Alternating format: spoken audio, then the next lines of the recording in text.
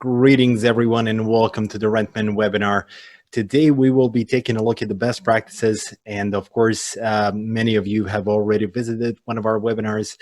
This is the last one in the webinar series that we are currently holding. So far, we've seen the introduction to Rentman. We've seen the warehousing and equipment management.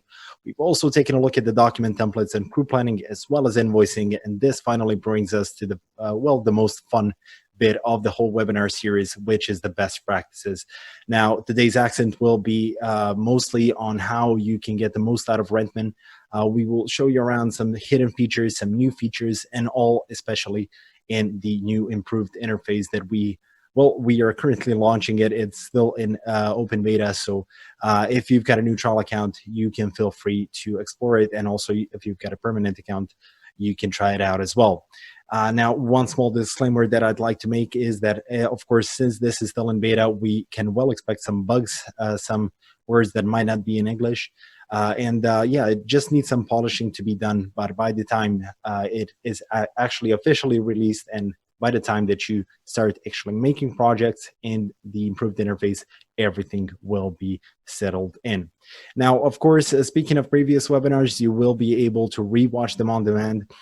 You'll find the link in the blog after you register to this series. So that will be delivered an email to you guys, so you can take a look and see any of those that you might have missed, or just rewatch any of these that might be helpful to you. Today, I am accompanied with my dear colleague, Lauren. Lauren is one of our customer support agents that we have, one of the most beloved ones by our customers. Most of you probably already know her voice, but she will be accompanying me today to take a look at the chat. Well, to be extra specific, not exactly chat, but the Q&A section down below, which is enabled for your questions and our answers, of course. Now, some questions will be answered live, some will be answered by Lauren in the chat, and some we will just have to follow up on if they're too extensive, just to be respectful of everyone's time. Now, speaking of best practices in Rentman, we've divided this into a couple of subcategories. Most importantly, we've got the general best practices, which will be mostly focusing on communicating with Rentman. Then we'll take a look at the equipment, the projects, the crew planning, and ultimately statistics.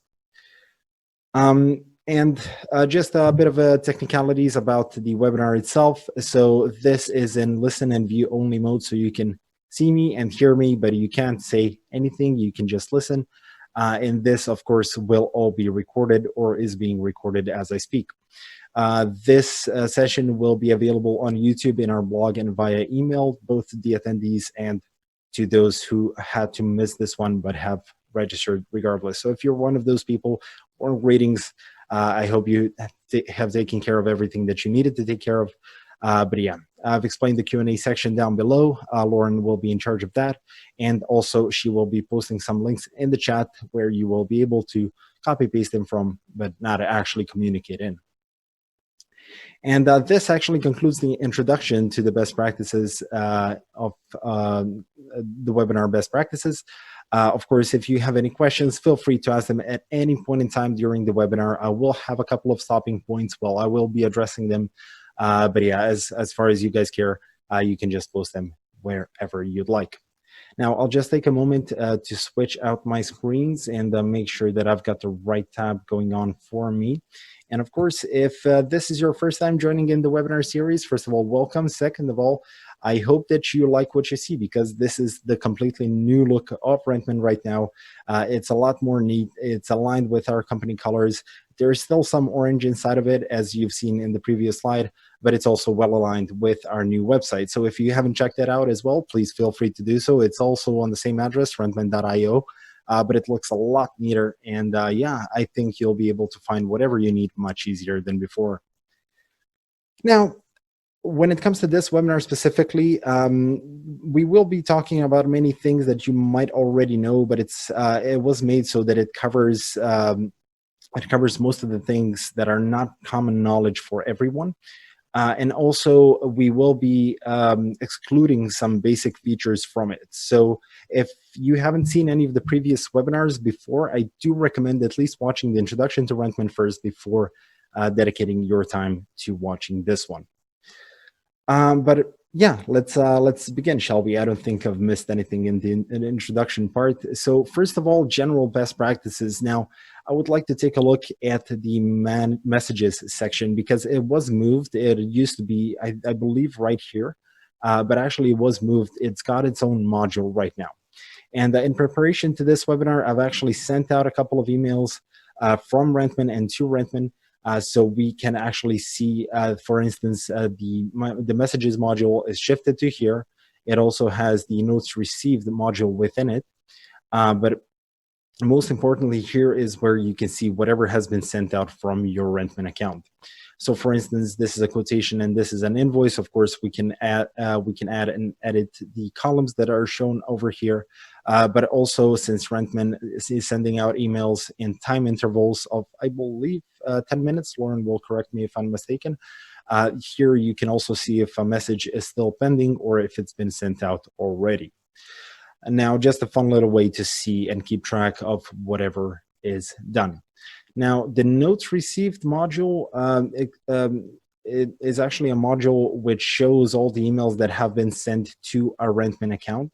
Unfortunately, I don't have any here, but if you need to send in a note, you can do just that. You will just take your URL, your company name. So it's going to be company name at rentmanclient.com. If you send an email to that, with a specific title, it's going to be showing up here as well as in the right place. Of course, that can also be connected with projects specifically. So if you need to attach a note to a project while you're on the go, you can just send out an email to that same email address and just have the project title aligned with the project number that you have set for it in Rentman, or you have let it automatically generate. But of course, let's talk a bit more about communication and what it can do. Now, right now I'm in the configuration module right here, and just to show around on what exactly can be done with it, I'm going to go into customer communication and then communication as well. Now, I'm going to skip over the obvious fields because they don't need extensive explaining. But one of the best tricks that you can do is to always BCC your emails to a specific email address. Now, this can be your generic company address. It can also be, actually, I've just received an email here. Thank you. It can also be your personal email address, but as long as you have it BCC'd here, you'll also receive the email that you've sent out in the other inbox as well. It's a very neat way to keep track of whatever you have sent out. Now, I would also like to talk about project and crew invites and what that can be done as well. Now, as you can see here, you can also send emails from a crew member account, or you can also just send it out from the email address that I've just mentioned, so at rentmanclient.com.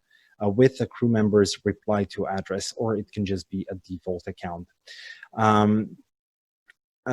Yeah, so I'm just going to leave it at that there and continue on. Now, when it comes to modifying your emails that you've sent out, you can also add your email signature here. And the fun bit is that your email signature can actually include variables. Now, for those of you who haven't met with variables yet, they're a big part of Rentman because they're a textual way to connect the information from within the system onto the documents and things that you communicate. So for instance, if I select add variable here and I say that I would like company details to be country, well, it's going to be pulling those details no matter how they change in the future. It's just a very, very neat way of connecting the dots, if you would. Now, if you're in a company which operates near another country, which is located near a border, you might have an issue where most of your clients are actually working in a different language than your own. So sometimes you will need to send them out a quote that includes different terminology, different words, different names of the equipment. So to do that, you can actually just do that, and that is achieved with the extra input fields. Now, many other things can be achieved with the extra input fields. We at Rentman just kind of think that this is the best way to showcase this. the user text. So as we can see, we have an extra input field here that says generic equipment name. So we can actually just add a new one and say equipment name in French, for instance. And that field will actually be found within the equipment items that you have selected. Now, hopefully I didn't make a mistake. I didn't actually check if this one is for the equipment items. Now, let me just double check. Yes, it is for the equipment items. Perfect. So if I go into the equipment items right now and I just open up a random one, that's okay. If I scroll down here, we will be able to see the extra input fields. Now, as I said, they have many other uses, and to showcase that, I'll actually start to assign a new extra input field. So as we can see, we can select what it belongs to. So what this means is if we put in a test, let's say it's a test. So we want to have this extra input field for every, let's say, project. We can just select the project there. It's going to be text, it's going to be a drop-down list, it's going to be yes or no, many different options. But the important bit is that it will always show up in the projects if I assign it right now. And you can also use it in searches, which is also great.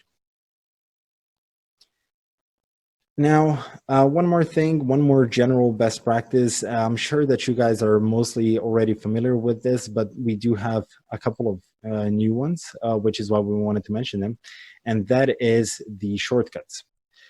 So to find out which shortcuts you have at each screen of Rentman, you just need to type in a question mark on your keyboard. A small window will pop up in the bottom right, and it will show you all the small shortcuts that you can have so that you can navigate through the system as quickly as possible. The one big one that we have created right now is the one for subprojects. So right now, if you're editing a project with multiple subprojects, as you know, it can be a bit overwhelming, but right now it's a lot simpler to navigate through the subprojects just with these shortcuts. And I'm going to take a quick stopping point here just to ask Lauren if we've got any questions and sneak in a sip of water, if that's okay. Take your time on the water, but we don't have any questions at the moment. Excellent. Thanks for that, Lauren. My throat is not dry anymore, and I can, of course, continue. Now, we are done with the first bit, and I'm going to switch over to the equipment module. Now, most of you are well familiar with this one already. So right now, I'm going to show you some more extensive stuff.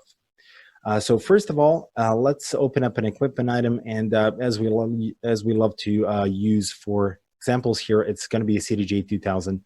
If I edit it, there's going to be a number of things that we can see from here. So first of all, sub-rental cost. Now, we definitely recommend setting up sub-rental costs if you do sub-rentals, of course, as one of the first things that you set up, because that is what it's going to allow your projects to have the most accurate price calculations. Secondly, we need to talk about factor groups. Now, factor groups have been moved from here, and there they are. So factor groups, I don't have any exact examples, but I'll just simply explain it, and we're going to see it in the future as well. The factors are what modifies your price if you want to charge less for more days. So just to give out a very neat example, so let's say that you have a rental for 5 days, but you only want to charge 3.5 days for it. So then the factor is going to be 3.5 for 5 days, because that's what the price is going to be multiplied by.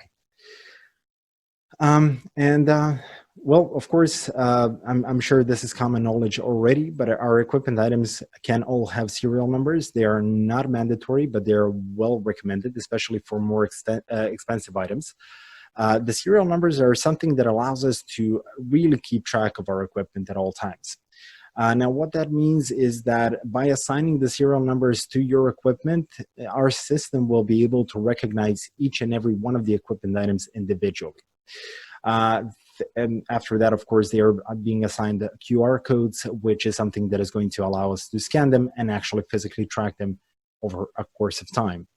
However, it's important to know that there are two types of QR codes. Now, we've got the general QR codes, and every item in Rentman is going to have a general QR code. That QR code means just any of those items. So if we are talking about a CDJ 2000 right here, as we can see in stock, we have about, I think this is 8 of them. So instead of having just 8 individual serial numbers, there's one QR code, which if we would scan it, it would bring up just any of these serial numbers. It doesn't care. Now, of course, the serial numbers themselves, as you can see on the right-hand side, have their own QR codes. So if we scan, let's say, for instance, this QR code, this specific serial number would be assigned to that project. I hope that's clear. Now, of course, why do we do all that? Well, a multitude of reasons. First of all, so that we can see at any point in time where exactly our equipment is, but also so that we can look back and see where our equipment was. Now, that is a very cool feature so that we can either calculate our depreciation or just see which items we want to sell first because they've been the most used ones. But to find the history of serial numbers, we just need to select one of these and simply see history like this. So for instance, for this specific CDJ 2000, we can actually see where it went, how it's changed, and when exactly it happened. And also we can select a period of time for which we want to see just that. Perfect.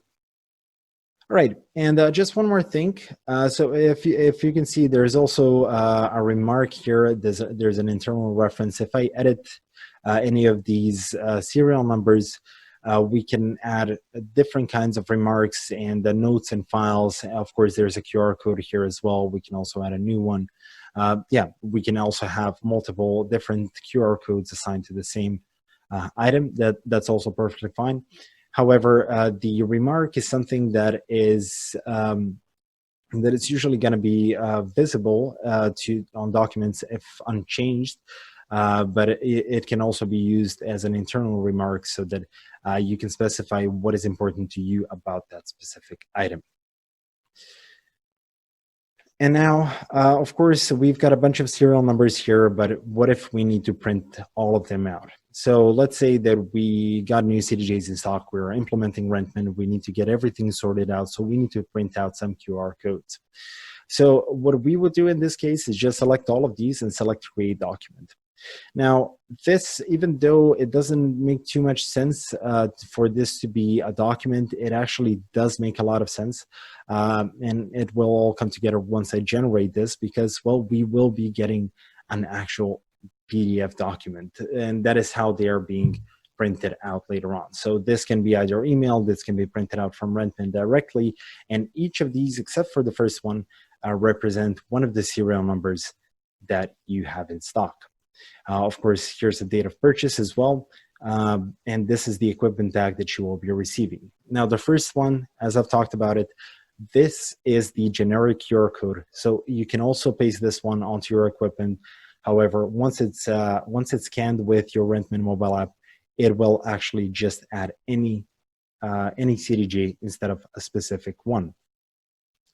Now, but let's say we want to have this looking a little bit different. There's some information that is important to us and that we would like to have on the equipment, but it's just not one of the serial numbers or date of purchase. Well, we can also change that. That is perfectly fine with us. For that, we will need to move on to configuration and then go into document templates and under customer communication. Now, down here, you will see one of the document templates which says equipment tag. Now, if we just duplicate it so that we don't change the system templates, as we can't, of course, right here, we can edit this and make it our own, make it show exactly what we wanted to show. Yeah. Yeah, also one more thing that I forgot to mention. I'm just going to close this without saving because we don't want to. One thing that I forgot to mention is that all the I do believe it also goes for, yes. So all the serial numbers themselves, as well as the equipment item itself, can have tasks, notes, files, and tags attached to them. So this is quite useful for all the little jobs that you have to maintain your equipment properly. So let's say one of the CDJs needs to be cleaned out because, well, somebody spilled some liquid on it, but nothing is broken. Everything is perfectly fine. It might as well go to a different event even without this. So we don't need to create a repair for it, but we can create a task. Now, if we create a task, of course, we can assign it to specific room members and have it have a deadline. This would prompt a notification for them and make sure that this task is fulfilled at a specific time. Now, same goes for notes. If this ADJ has something that is specific to it, like one of the buttons needs to be pressed a bit harder to work, you can put it as a note here so that nobody is confused and this doesn't need to be communicated further. Also, when it comes to files, I do believe that the CDJ has one of the files by itself, and that is, of course, an image. Images can be posted onto document templates and, well, just all across the place. They can be posted just from here, but of course, you wouldn't need specific pictures for specific serial numbers of your equipment if you just have one showing what that equipment looks like.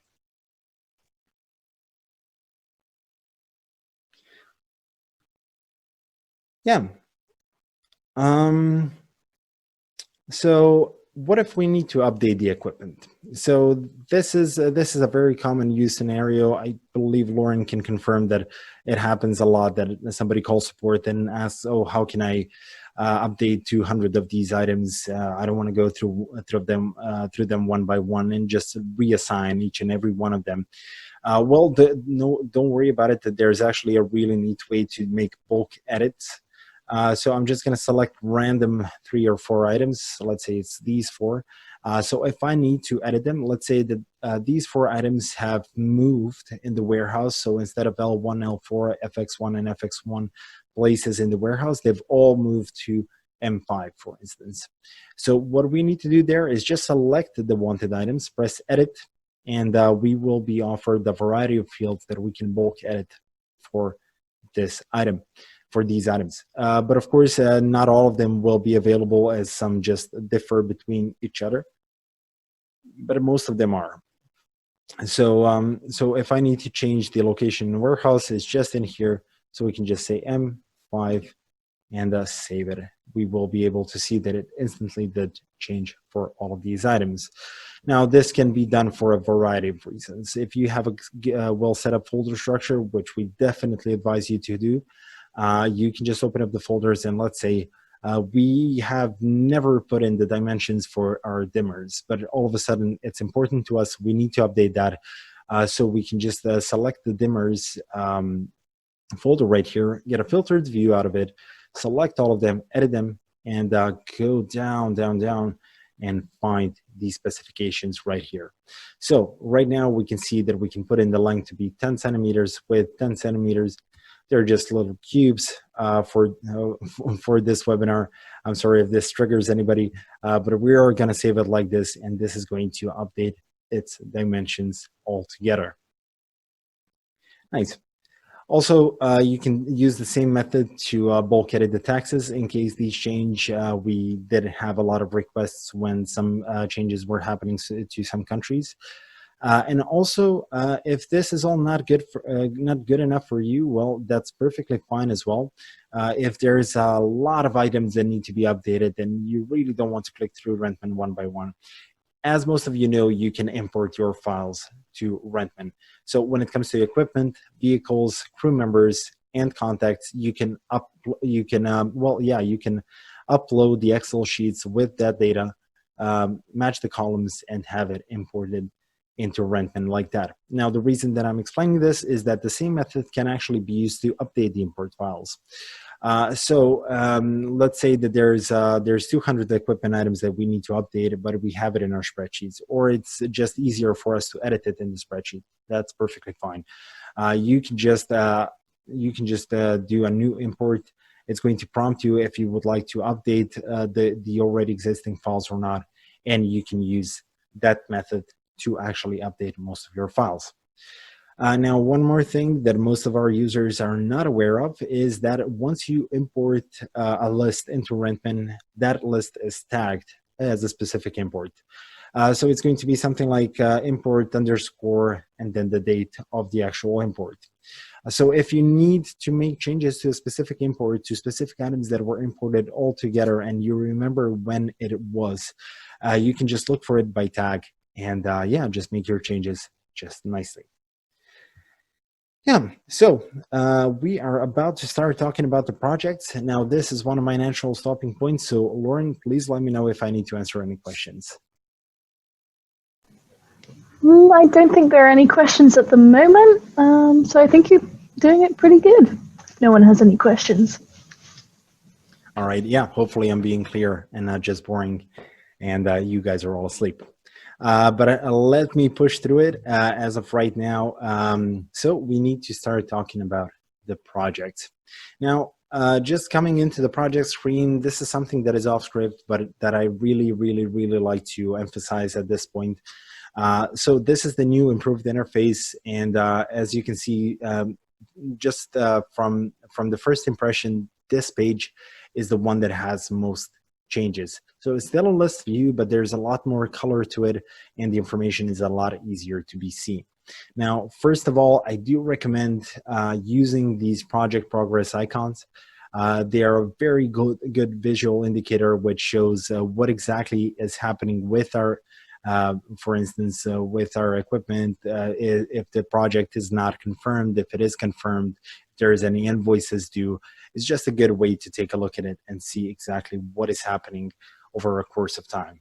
Now, we are seeing a lot of projects, because I've said this to be next quarter, but if you're a fan of the timeline views or the calendar views, those are still very much a thing, only even more pretty and a lot neater than they used to be. Now, I did send out a couple of emails to one of my projects that I've created for this purpose. Now, here it is. It's called the deep dive example. Now, if I scroll down here, you're going to be able to see it in the notes. So please disregard my personal email address, but example email that attaches files. And if we go into files, we can actually see the files from here. Well, actually, this is the file that I've sent in. It's just a QR code, so I can have it as an example. But these are the project documents that we have created within this project. And of course, once you create a document within a project, it stays connected to this project until you decide that it's not needed anymore. But of course, everything will be saved in here until you decide to delete them. Now, one feature that we very much like, this is quite new, it was released in the last couple of weeks, but I'm sure that you guys have had an issue where, well, not an issue, but a case where somebody calls you, wants to check if one equipment item that you're usually renting out is available on a specific time and date, and you just need that information. That is all you need, so nothing else. It was quite difficult in the past to look through the equipment availability timeline and to figure out just how many you have them. So for that purpose, we have created a quick check availability feature. And it's very handy. It's just literally right here. So it's a moon icon. It's a check availability of your equipment and for which exact time. Now, as always, I'm going to use the CDJ as an example for this. Perfect. And it just simply says, at this time, there are 4 units available. Perfect. All that we needed to know. Yeah, and it's always here. So no matter if you're working in a project, if you're updating equipment items, if you're handling your crew members within Rentman, you can just click it from here, and it's always, just always so handy. Yeah, and it might be worth noting, if you're still working in the old interface, this is only going to be available in the improved interface. So unfortunately, this feature won't be found with the well-known orange and white interface.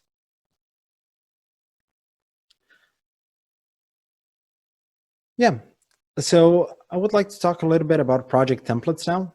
Project templates. So this deep dive example is actually based around that one specific project template that we always use to explain the project templates in general. But just generally speaking, the project templates are projects created in the past, which you use as a shell projects for your recurring or similar projects. So what you would do is actually just create a project as you would for with specific times, specific equipment, specific jobs, and once all of that is said and done, you can just actually save it as a project template. Now, once you save it as a project template, well, this will happen. So it will be here as one of these. These are just examples that we've given: dry hire, tape act, and the average 2-day production. And all that it's left to do is just select a new starting date. So let's say for this one, I'm going to select the starting date to be 18th of September. Might be a fun date. And yeah, let's just select it and give it a go. Perfect. So right now we're going to be opening up a whole new project. As you can see, some information here is already filled in, but until we click on the time schedule and until we save the project, we won't actually see any times at the starting page here. Now, once I click save, and as you can see, there's no save and close anymore.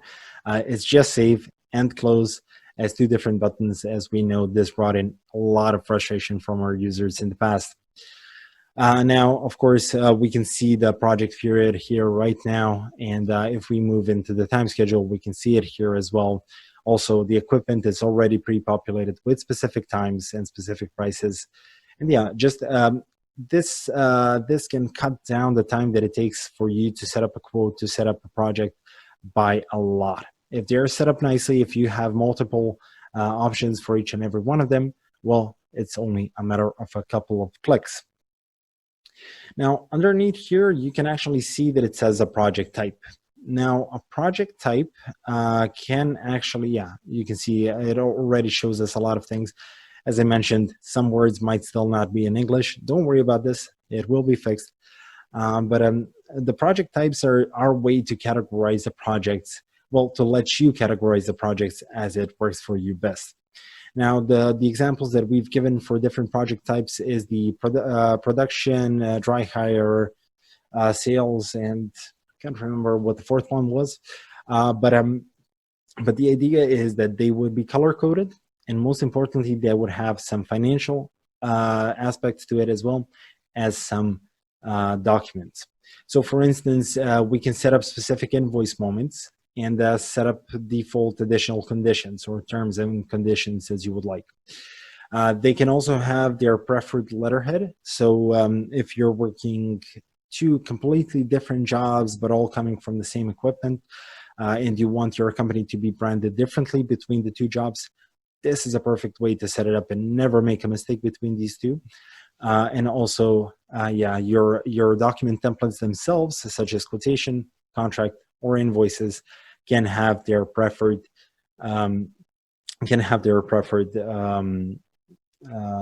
choice for the project types as well. Yeah, but let's take a look at one of the cooler new features when it comes to when it comes to projects within Rentman that we have released with the improved interface.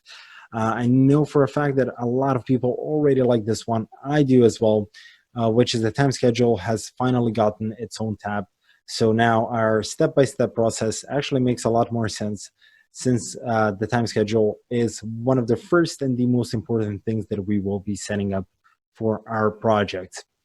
Now, of course, we've used the 2-day production template, so our times are already populated, but just to reiterate the basics, Rentman always has to have 2 specific times for each rental project. That is going to be the usage period, which determines the amount of time that will be invoiced to your customer, and the planning period, which determines the availability of your equipment. And as we can see them, they're right here as usage period and the planning period. But also we have this strange column here that says used as standard. So I know that maybe in your terminology, planning period and the usage period are not just the standard. So you can name them whatever you'd like. The important bit is that you can actually make them default times instead of these ones which are called the usage and the planning period. So the one thing to remember is that on every project, one time needs to be assigned as the planning period and the other time needs to be assigned as the usage period. Although they can be exactly the same if that's how you operate. But yeah, as it used to be before, it is so now. You can connect these times from the time schedule to the equipment groups and crew and transport groups as well. So what that means is that once we set up the times here and we jump into the equipment module, for instance, we can actually just select a specific equipment group and have these times connected to the times from the time schedule. What that further means is that all the items within that equipment group will be taken over the times from that equipment group, which will be further taking the times from the time schedule. So I know this seems like a big process, but it's actually quite simple because it allows you to make large changes, bulk changes, without actually setting up one item by one. So you can just jump back into here. You can change your, let's say, logistics times and set it up just like that and have everything cordially updated with it. Now, of course, if you would like to have some specific times for some specific equipment which is not found in the time schedule, you can also do just that. We are fine with it. But yeah, the only thing to keep in mind is that it cannot go outside the planned period or the planning period as you would of the time schedule. I mean, of the entire project, of course. Yeah. And also some more things can now be done from here. So let's say that you've planned out your whole project, everything is perfectly fine, but due to the weather, the project has to be moved for 2 days in advance. So your entire planning stays exactly the same, but it's just different starting date and starting time. Well, now you can actually just select everything that you need to and just press shift. Select a new starting time if it's delayed by a couple of hours or a specific number of minutes. You can set it up like that, or you can just select a specific time and date, and all the times will be shifted by that amount. So this is going to save a lot of times for a lot of people, I know for a fact. Yeah. Also, when it comes to these times, if you need to get a better overview of these, you have some logic behind it, you can actually just move them around. That is perfectly fine. But if you want to have everything nice and tidy and set up per times or chronologically, you can also just do this and oh, sorry, wrong button. Yeah, there we go. Sort by start time. And this will just sort it so that you know which comes first and which comes later on. Yeah, so our more advanced users are well familiar with the subprojects, but we also wanted to mention them for those who are not familiar with them, and also because they've changed places.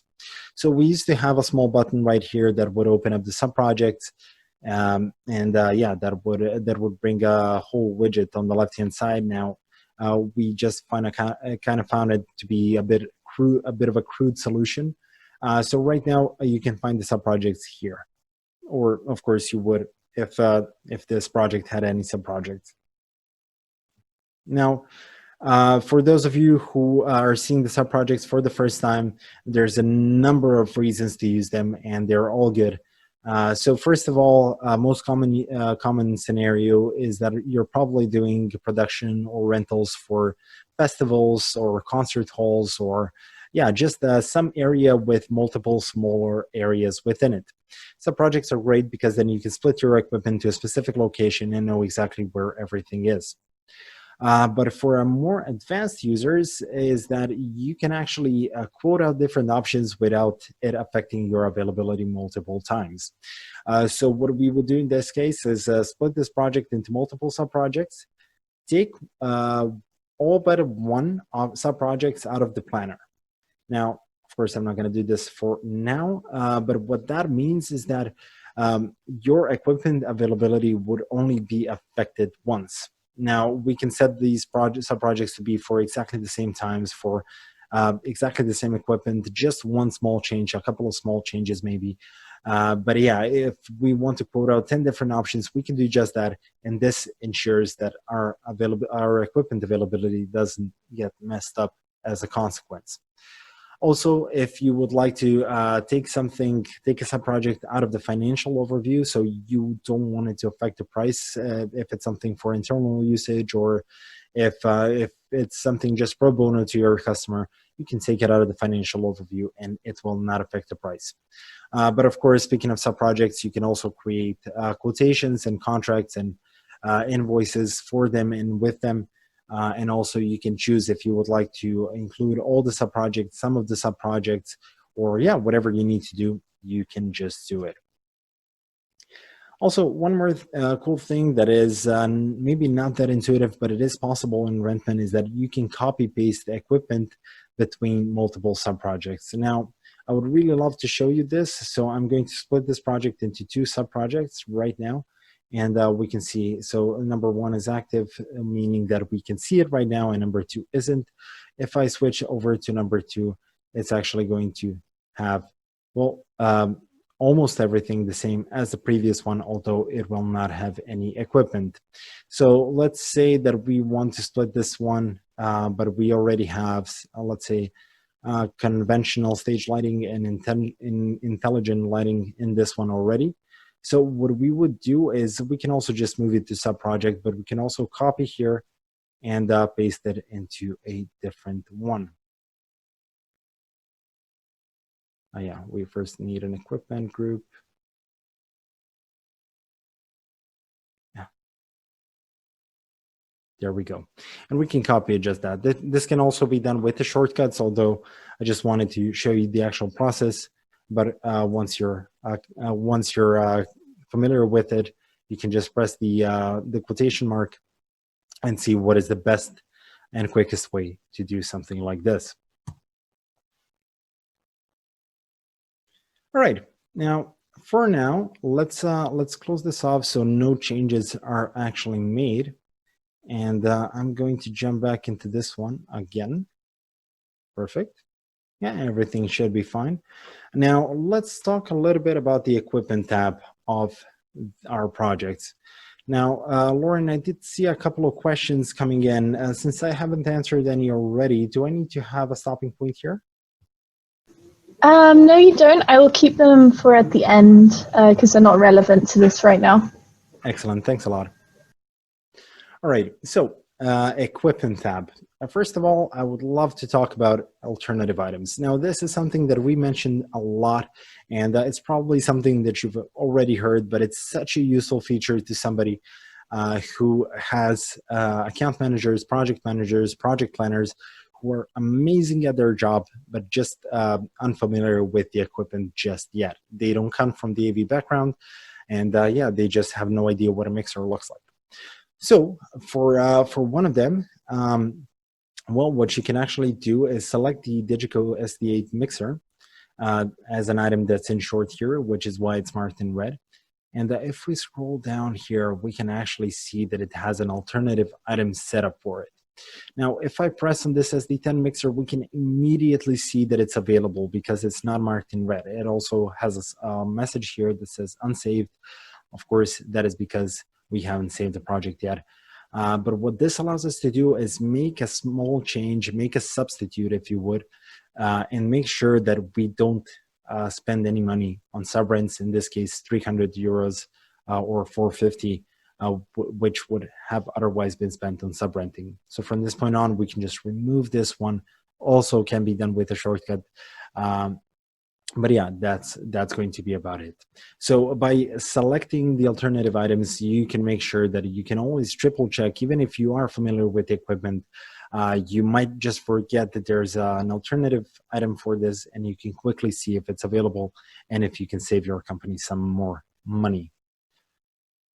Yeah, but of course, there's going to be a time when you're planning a project when you need just a temporary item. Now, a temporary item can be a number of different things. One of them, it could be, let's say, a booth. It can be a wooden booth that you're just gonna assemble for this specific project, and you're never gonna use it again. So you don't want to keep track of it. You don't really have it in your inventory, but you want it still charged and you want it still planned, and you want to make sure that it's brought to the event. Now for that, we can actually just add temporary items. Now to do just that, we just need to click here and select add a temporary item. So for that, I'm actually going to just name it a temp item, just to make it as obvious as possible.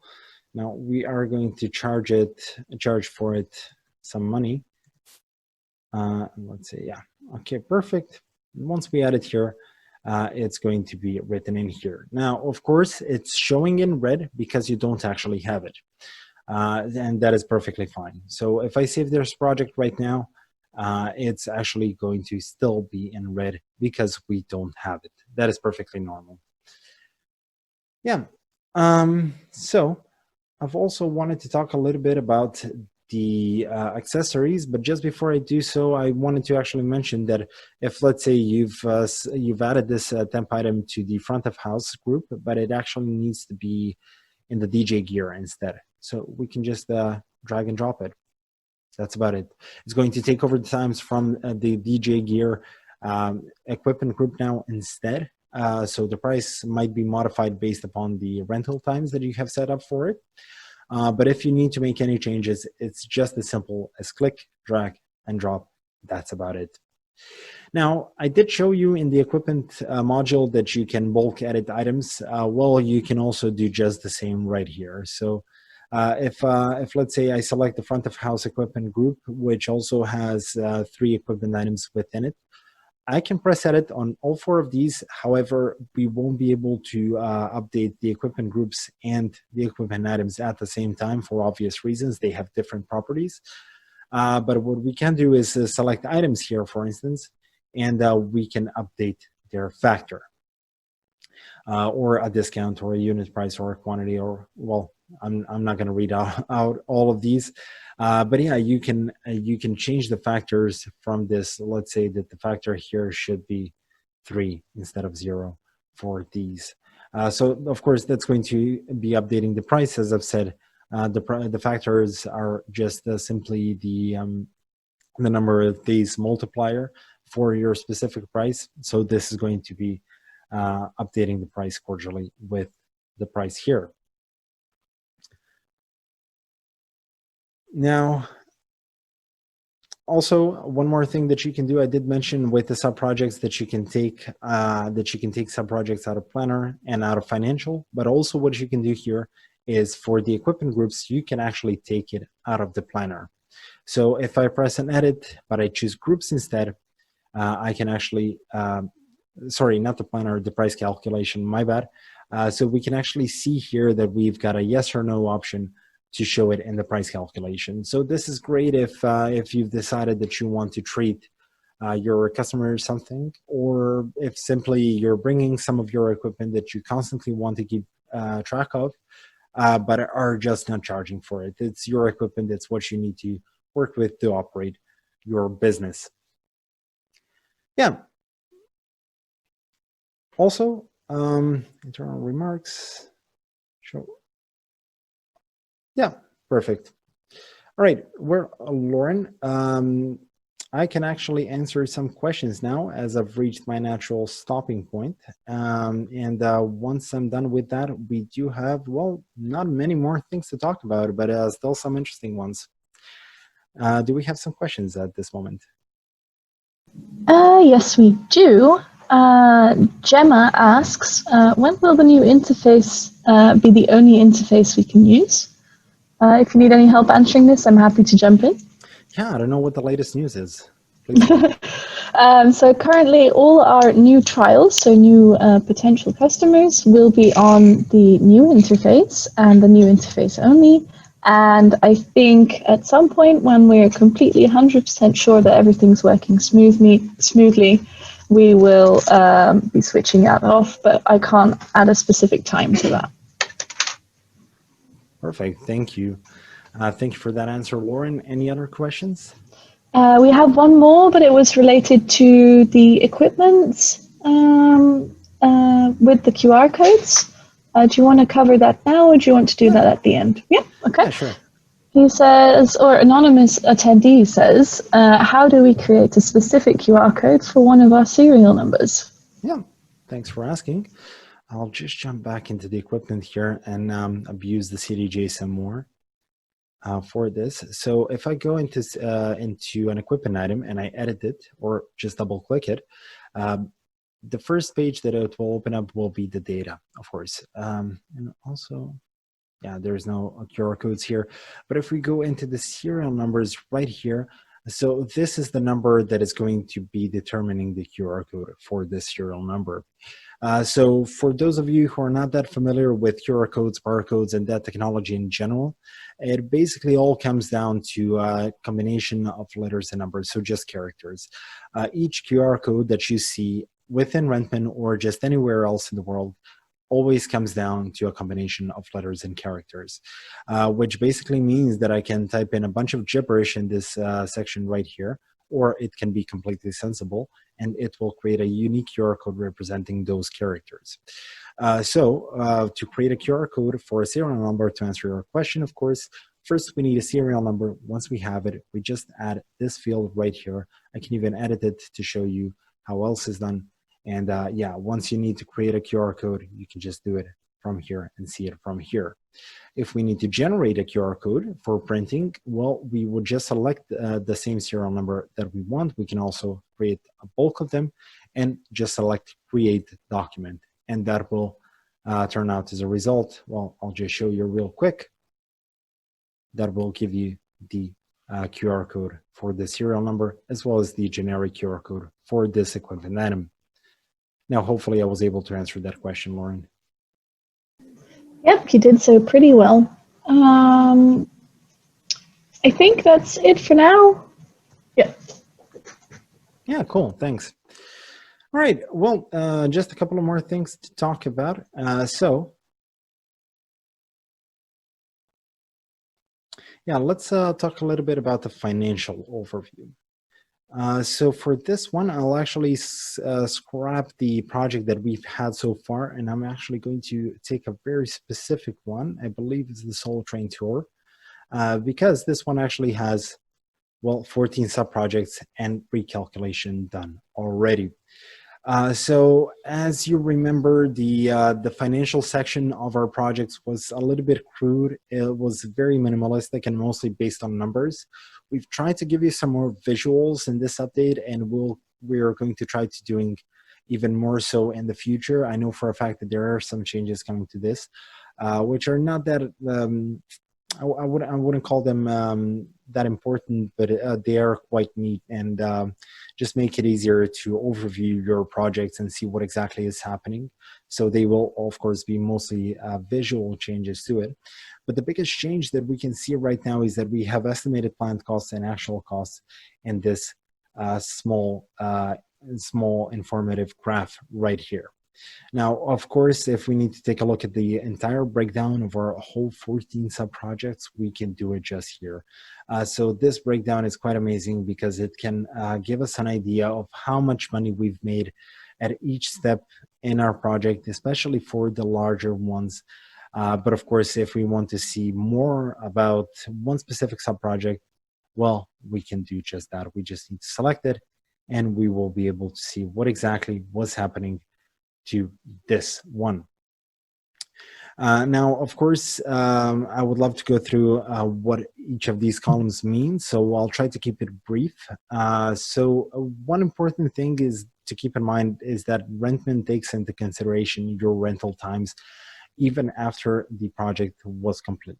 To be even more specific, after the project is complete and once all the times have been registered, will you get the full picture of what exactly happened on that project and exactly how much money you've spent on it. So that is shown within 3 different columns, the estimated costs, planned costs, and actual costs. We like to use a specific story to explain this, and I'm sure most of you guys will relate to this. So let's say you have let's say that you have a project happening and you need a sound technician for it. Now, usually from experience, you know that the sound technician will cost you 200 euros for this type of a job. So that is what you will estimate. Those are going to be the prices set up as as the prices in your system. That is what you expect. However, and that's what you will quote, of course. However, the client has accepted the quote and everything is fine and dandy. But once the project needs to actually happen, once it needs to be executed, it's going to turn out then that your sound technician who usually works on your jobs is unavailable for that time. So you will need to hire somebody a bit more expensive. Now, they charge 250 euros for this job instead. So that is going to be the planned cost. So it's a cost of somebody that we have planned or an item that we have planned. Now, when the project is said and done, when everything is complete, and the time registration will kick in. So the person that you have hired to work as a sound technician instead had to work a couple of hours longer than expected. There were some other things to be finished up with. So instead of 250, he's going to charge you 300 instead of the originally planned 200 euros. And that is going to be the actual cost. So that is how Rentman perceives all of these and lets you have a breakdown between each and one of these columns by themselves. Yeah, perfect. All right. Now, of course, all the companies that I've seen personally all have their own terms and conditions. There's usually a legally binding document that you need to sign. But of course, sometimes just by signing a quotation, you can also add your terms and conditions and to make sure that, well, everything was agreed on that needed to be agreed on. So what I wanted to mention is that you can add your default terms and conditions in configuration right here under additional conditions. It's the very last option here. So you can just have it here and have it attached to all of your documents. And yeah, just make sure that everything is legally binding as it should be. But of course, if you need to add some more conditions, some different things that you need to communicate, you can also add additional conditions into each of the documents by themselves. One more very cool tool to use when it comes to planning projects and planning the financial aspects of the project. At one point, you will just agree on a price with your customer. The price is going to be an X amount, and that price shouldn't change anyhow, no matter how much the project costs you. So once you're done with planning everything, you can actually lock the price on your project. I'm using a sub-project here, but it's basically the same flow. So once you press on this button right here, you can't change anything at all, or rather you can, but it will not affect the total price that you have agreed on with your customer. Perfect. All right, so let's take a quick dive into the crew members. Into the crew planner. I'm just thinking if I should have opened this up from a project, but I think I should be fine. So this is a crew planner. Of course, many of you are well familiar with it already.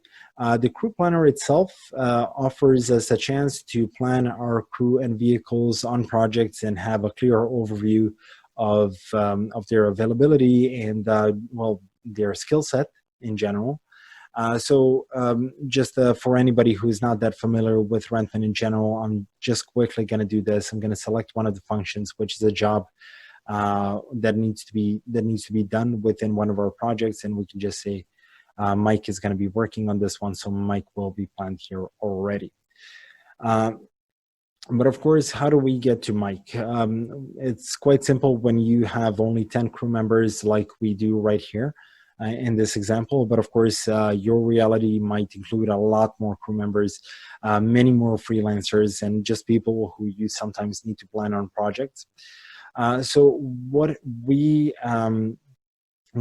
definitely recommend doing is setting up folders for them. So right now, as examples of the folders, we only have freelancer and full-time equivalent. But some of the things that I saw our customers doing is having freelancer and full-time equivalent, but then under full-time equivalent, they would have first choice, second choice, third choice. So when it comes to planning your crew, it's a lot easier to spot like that who is the person that you would love to work on your project the most. But apart from that, we can also utilize tags, and tags are a great way to showcase somebody's skill set. For instance, I'm going to delete Mike from here because I actually do need this one to showcase it.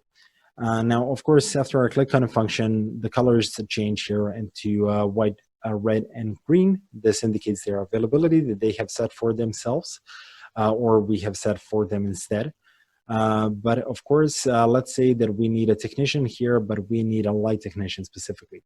So instead of trying to think if Mark is able to work as a sound technician and if Ben can work as a sound technician, we can just click on the tags here and just say tag sound technician.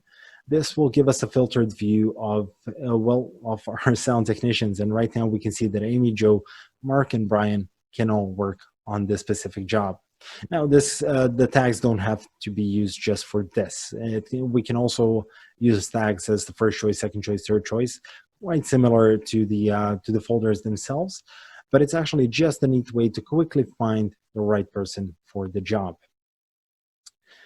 Now, of course, as you know, all of your crew members and freelancers have access to your Rentman workspace if you allow them to have access to it, of course. Now, once you have that many people accessing it, it can be a bit confusing depending on the size of the company because you want to make sure that only the things that you have communicated to them are the ones that they can see. We don't want to have any leakage. We don't want to have any spreading information. And this is exactly the way how we can achieve that. So one thing to keep in mind is that if I plan Amy here as a technician, if Amy opened up the Rentman mobile app at this point and went into her My Schedule module right here, Amy would be able to see that she's actually planned as sorry, as a technician on this job. Now, of course, Amy wouldn't receive any notifications for it, so she wouldn't be inclined, but still, the odds are that at one point she would be able to see it. Now, a way to prevent that is to actually make her planning invisible. So we can switch the visibility for the crew member here. Now, if we've planned more people on this job, let's say also Joe is here. Oops, sorry. Let's say also Joe is here. We can actually just select them and switch the availability for both of them instead. Well, they've got different ones, so now it's just going back and forth. But I'm going to delete Joey and make sure that nothing is out of the ordinary. Perfect. So if I switch their availability for to invisible, well, then they wouldn't be able to see anything until you made it visible. But of course, if you have freelancers and crew members who are just not that keen into looking into the calendar every so often, and you want to make sure that everybody has communicated planning to them, well, that also can be done. Now, there is this button in the top right. It says Send Planning, and that's exactly what it does. So I'm going to click it, and I'm going to show it quite quickly. So we can select the crew members and the project that we want to communicate. And if I press Send, it will actually just send them out an email which indicates which functions have been changed since the last time this was communicated this way.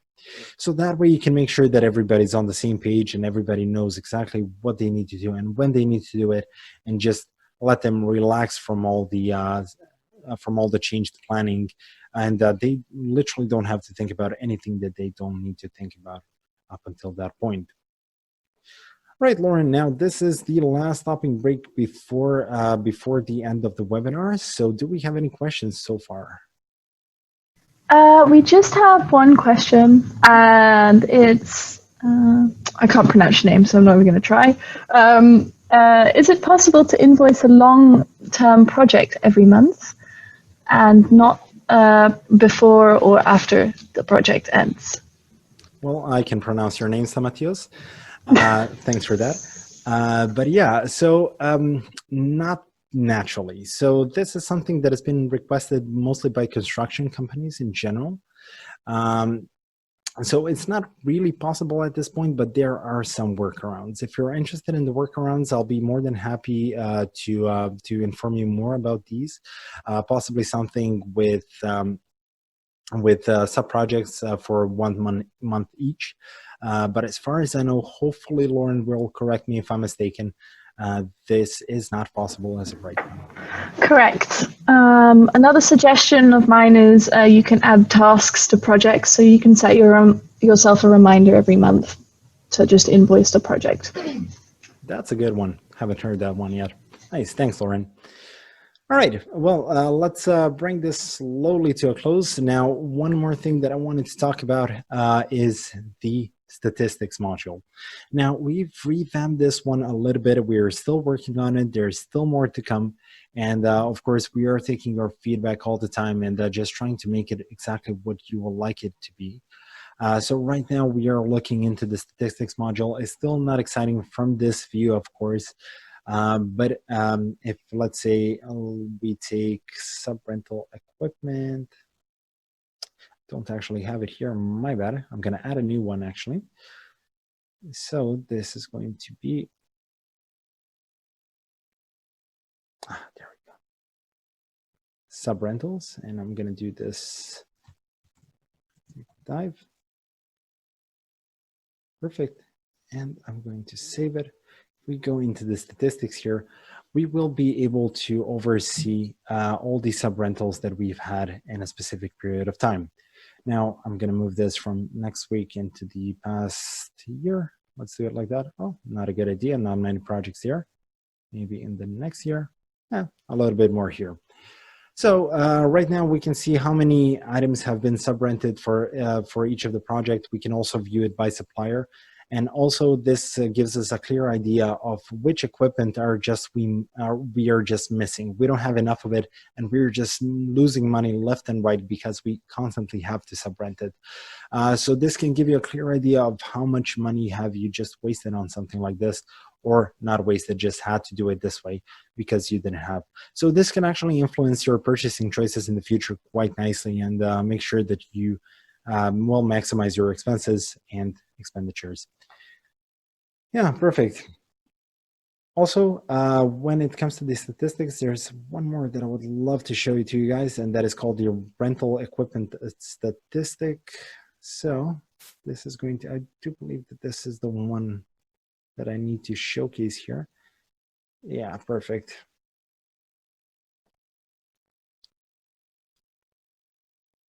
All right, so usage percentage is the number that we are looking for here. So usage percentage over a course of time, over a course of period of time, it can actually let us know just how much some equipment items have been used. And just like the history of the serial numbers that we can view per serial number, we can actually see this in a table view and just figure out which equipment has had the harshest life. Also, our selling decisions might be influenced by this. Because if we, of course, know that there's a couple of equipment items that just have been used up so much over the past couple of years, we know that we want to sell it as soon as possible before it breaks down completely.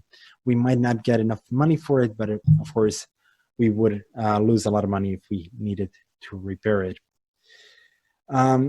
Similarly, we can also see which crew has worked the most in the past. We can name our employee of the month by using that. And also we can see projects per status so that we can see all the canceled and confirmed projects. Now, that actually brings me to a close of the best practices deep dive webinar that we've had so far. Now, of course, there's just a couple of more things that I wanted to talk to you guys about. So we are revamping our company image. We're moving away from the well-known orange and white. We are still keeping some of it, but if you haven't already, please feel free to check out our website, rentman.io. Lucilla and a couple of more colleagues have done an amazing job with the new website. It just looks so modern and so neat, and it's well aligned with the improved interface. But of course, if you would like to know more about the software itself, feel free to give us a call, send us out an email. just get in touch. We are very communicative and we love to speak with you guys. We love to be of assistance. As far as the webinars go, there will be more of them in the future to come. I know we have some planned out maybe for December or January. Some might come before that, but of course, if you're interested, we do have introduction to webinars every couple of weeks or so. So you can very easily find links for those. If not, please let us know and ask us. We are more than happy to welcome you there.